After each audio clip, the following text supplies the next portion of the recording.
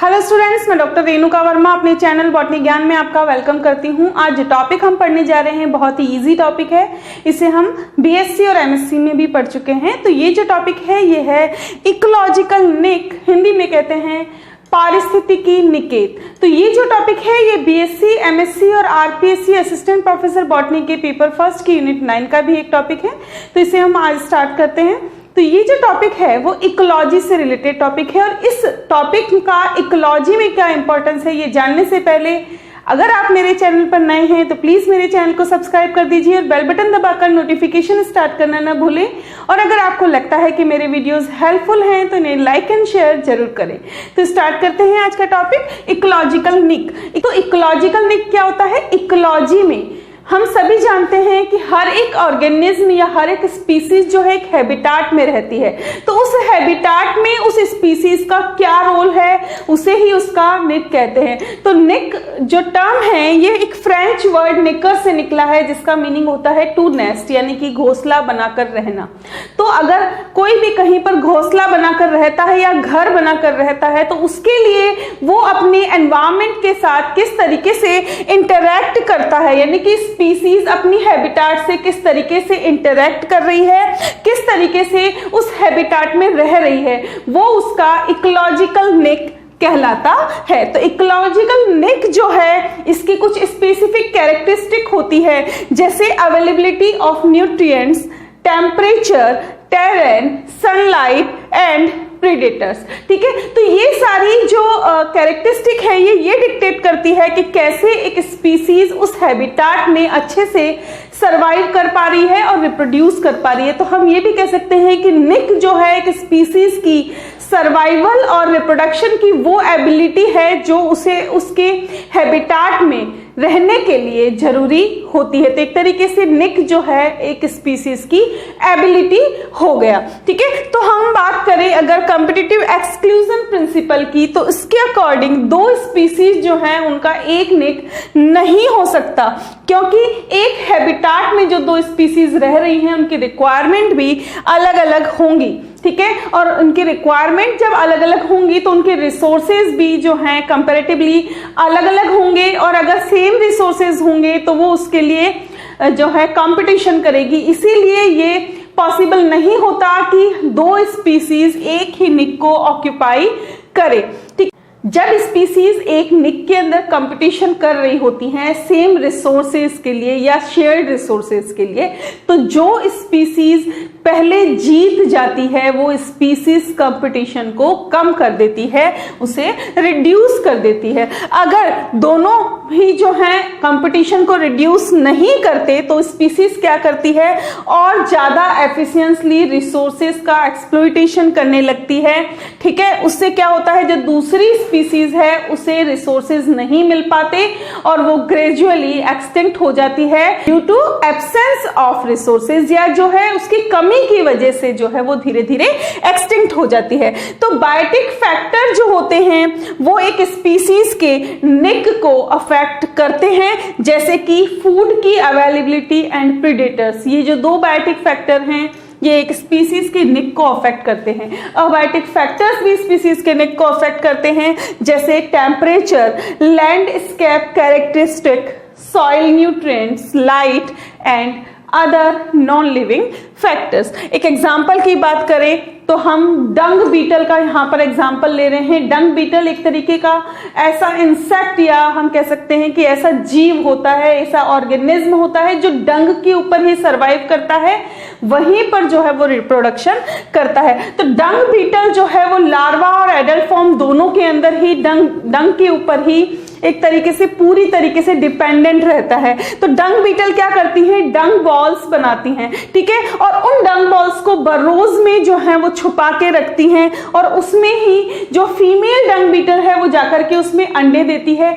और जब वो अंडे टूटते हैं, एग जब हैच होते हैं, तो जो लार्वी वहां निकल रहे हैं डंग बॉल्स के अंदर, वो वहां निकलते ही उन डंग बॉल्स को एज अ फूड कंज्यूम करने लग जाते हैं। लार्वी वहीं पर उन डंग्स को कंज्यूम करते हुए मैच्योर होते हैं। ठीक है, और साथ ही साथ बदले में क्या कर रहे हैं, आसपास का जो एनवायरनमेंट है उसकी जो सॉइल है उसका एरेशन करते हैं, ठीक है, और कुछ बेनिफिशियल न्यूट्रिएंट्स को वो एनवायरनमेंट के अंदर रिलीज करते हैं। तो डंग बीटल का जो इकोलॉजिकल निक है वो एनवायरमेंटल के लिए भी बेनिफिशियल हो गया और साथ ही साथ उसके खुद के लिए भी बेनिफिशियल हो गया। तो हम कह सकते हैं कि डंग बीटल जो है वो एनवायरनमेंट में एक बहुत ही इंपॉर्टेंट रोल परफॉर्म करती है। एक फील्ड बायोलॉजिस्ट जिनका नाम है जोसेफ ग्रिनेल, इन्होंने जो है निक का बेसिक कंसेप्ट दिया था और बाद में इसको डेवलप भी किया था। इन्होंने ये कहा कि एक निक जो है वो डिफरेंट स्पीसीज के बीच में डिस्टिंग्विश होता है और दो स्पीसीज एक ही स्पेस में रह सकती हैं और एक ही स्पीसीज में, एक ही स्पेस में अलग अलग निक को ऑक्यूपाई कर सकती हैं। अदर वर्ड्स में बात करें तो एक स्पीसीज का एक पर्टिकुलर निक होगा, वो सेम स्पेस में रह सकती हैं लेकिन सेम निक में नहीं रह सकती। तो इन्होंने ये कहा, इनका जो ये ऑब्जर्वेशन था, जो इन्होंने निक का कंसेप्ट दिया था, वो स्पीसीज के डिस्ट्रीब्यूशन से बहुत ज्यादा इन्फ्लुएंस्ड था। अब इकोलॉजिकल निक के कितने टाइप्स होते हैं वो देख लेते हैं। तो देखो, इकोलॉजिस्ट हैं चार्ल्स एल्टन, इन्होंने निक की डेफिनेशन जब दी तो इन्होंने कहा कि एक स्पीसीज का अपने ट्रॉफिक लेवल में या अपने हैबिटाट में जो रोल होता है वही उसका निक होता है। इनका जो कंसेप्ट था या इनका जो टेंस था वो एम्फेसाइज करता था कि एक कम्युनिटी में कितनी सिमिलरिटी होने पर उनमें लेस कंपटीशन के चांसेस होंगे या कम्युनिटी जब सिमिलर होगी तो उनमें कंपटीशन होगा या नहीं होगा। 1957 में एक जियोलॉजिस्ट हैं जी एवलिन हचिंसन, इन्होंने जो है निक के दो फॉर्म दिए। पहला फॉर्म है द फंडामेंटल निक, जिसे हिंदी में कहते हैं मूलभूत निकेत। ये जो निक है ये उस कंडीशन को फोकस करता है जिसमें एक स्पीसीज जो है वो बिना किसी इकोलॉजिकल इंटरेक्शन के एक निक में रह रही होती है या एक हैबिटाट में रह रही होती है। तो बिना किसी इकोलॉजिकल इंटरेक्शन के जब एक स्पीसीज एक हैबिटाट में रहती है तो उसे हम फंडामेंटल निक कहते हैं। And second one is realized निक, जिसे हिंदी में कहते हैं वास्तविक निकेत। इसमें ये इसके बिल्कुल विपरीत होता है, इसके कंट्रास्ट में होता है कि एक स्पीसीज जिस हैबिटाट में रहती है वहां पर उसकी जो प्रेजेंस है वो उसकी हैबिटाट के साथ इंटरेक्शन से शो होती है, ठीक है। तो जब इकोलॉजिकल इंटरेक्शन कर रही है स्पीसीज तो वो उसका रियलाइज निक होगा और जब नहीं कर रही है तो वो उसका फंडामेंटल निक होगा। अब हम देख रहे हैं इकोलॉजिकल निक की इंपॉर्टेंस क्या है। इकोलॉजिस्ट जो हैं इस निक कॉन्सेप्ट का यूज इसलिए करते हैं ताकि वो ये समझ सके कि एक हैबिटाट में जो कम्युनिटीज रह रही हैं वो किस तरीके से उस हैबिटाट के साथ जो है वहां की जो एनवायरमेंटल कंडीशन है उसके साथ इंटरेक्ट कर रही है। इससे उनका फिटनेस लेवल कितना रह रहा है, ट्रेट एवोल्यूशन हो रहा है या नहीं हो रहा, प्रेडेटर प्रे इंटरेक्शंस वहां पर हो रही है या नहीं हो रही। तो ये सारी चीजों को समझने के लिए इकोलॉजिस्ट जो हैं वो निक कंसेप्ट का यूज करते हैं। इकोलॉजिकल निक जो है वो स्पीसीज को अपने एनवायरनमेंट में सर्वाइव और रिप्रोड्यूस करने की कैपेबिलिटी देता है और साथ ही साथ उसके अंदर अपने आप को एग्जिस्ट करने की या बनाए रखने की पॉसिबिलिटीज को भी दर्शाता है। एक इकोलॉजिकल निक के बिना बायोडाइवर्सिटी जो है बहुत ही कम हो जाएगी। क्यों? क्योंकि हमने क्या कहा कि एक निक में एक ही स्पीसीज रह सकती है, तो जब निक नहीं होगा तो उस पर्टिकुलर एरिया में बहुत सारी स्पीसीज रहेंगी तो वहां पर जो है कंपटीशन बढ़ जाएगा, तो वहां पर जो बायोडाइवर्सिटी है वो बहुत ही कम हो जाएगी और जो इकोसिस्टम है उसका बैलेंस भी गड़बड़ा जाएगा। अब इंटर स्पीसीज कंपटीशन की बात करें तो इकोलॉजिस्ट रेफर करते हैं को एग्जिस्टेंस को। इनका ये कहना है कि जब हम इकोलॉजिकल निक की बात कर रहे हैं तो एक पर्टिकुलर हैबिटाट में अलग अलग स्पीसीज रह सकती हैं, को एग्जिस्ट कर सकती हैं, मतलब कि उनके निक आसपास हो सकते हैं, वो सेम हैबिटाट में रह सकती हैं। तो ये कंपटीशन की बजाय को एग्जिस्टेंस की बात करते हैं। दो कंपीटिंग स्पीसीज जो हैं उनका कभी भी एक इकोलॉजिकल निक नहीं हो सकता, इसलिए क्योंकि हर एक हैबिटाट में जो रिसोर्सेज होते हैं वो लिमिटेड होते हैं। कंपटीशन जो है वो एक स्पीसीज के फिटनेस को अफेक्ट करता है और साथ ही साथ उसके अंदर कुछ इवोल्यूशनरी चेंजेस को लेकर के आता है। कंपटीशन जो है वो माइक्रोबियल लेवल के ऊपर भी होता है, यानी कि बड़े जो ऑर्गेनिज्म है उनमें ही कंपटीशन नहीं होता, जो माइक्रो ऑर्गेनिज्म है उनके अंदर भी कंपटीशन होता है। एग्जाम्पल देखें, पैरामीशियम ऑरेलिया और पैरामीशियम कॉर्डेटम, ये पैरामीशियम की दो जातियां हैं। इन्हें जब साथ साथ में ग्रो किया गया तो साथ साथ में ग्रो करने पर देखा गया कि ये जो है वहां पर आपस में रिसोर्सेज के लिए कंपीट करती हैं।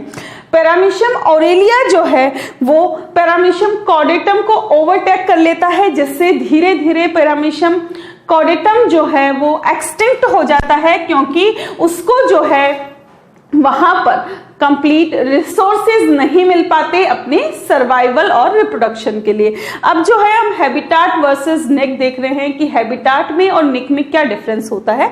तो हैबिटाट एक ऐसा पर्टिकुलर प्लेस होता है जहां पर एक स्पीसीज या कोई ऑर्गेनिज्म जो है वो रहता है। जैसे कि हम कह सकते हैं कि किसी व्यक्ति का जो एड्रेस है, किसी भी इंडिविजुअल का जो एड्रेस है वो उसका हैबिटाट है।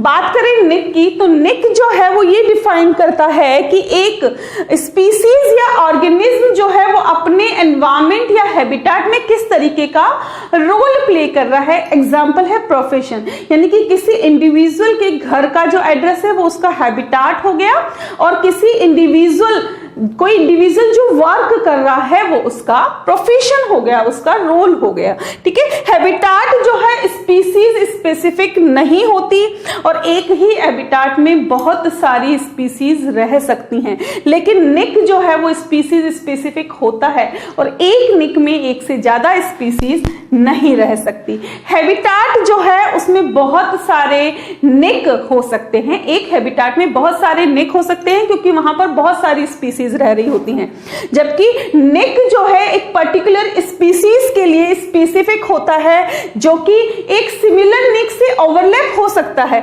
लेकिन इनमें डिस्टिंक्ट डिफरेंसेस होते हैं। कभी भी दो स्पीसीज का एक निक नहीं हो सकता। हैबिटाट जो है वो निक का एक सुपरसेट है, जबकि निक जो है वो हैबिटाट का एक सबसेट है।